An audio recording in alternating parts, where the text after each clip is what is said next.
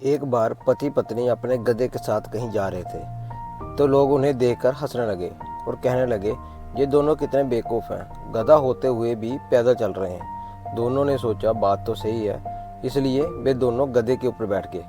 वे कुछ ही दूर चले थे, उन्हें कुछ लोग और मिल गए। लोग कहने लगे, इन दोनों को तैयार नहीं आती, दोनों के दोनों गधे पर बैठे हैं। उन दोनों ने सोचा बात तो सही है, इसलिए पति नीचे उतर गया और पत्नी को गधे पर बिठा दिया।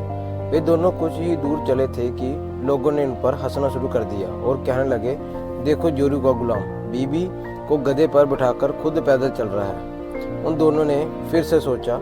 इस बार वह आदमी गधे पर बैठ गया और बीबी को पैदल चलने को कहा। यह देखकर लोगों ने कहना शुरू कर दिया, कैसा आदमी है, खुद गधे पर बैठा है और औरत को पैदल चला रहा है। उन दोनों ने फिर से सोचा और इस बार उन्होंने कुछ अनोखा ही कर दिया। उन दोनों ने गधे को ही उठा लिया।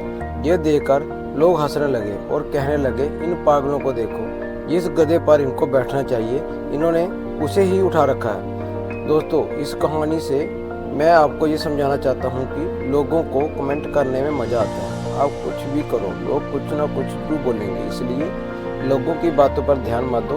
आपको जो कुछ भी सही लगता है वही करो। हम चाहे तो अपने आत्मविश्वास और मेहनत के बल पर अपना भाग्य खुद लिख सकते हैं, और अगर हमें अपना भाग्य लिखना नहीं आता तो परिस्थिति हमारा भाग्य खुद लिख देंगी।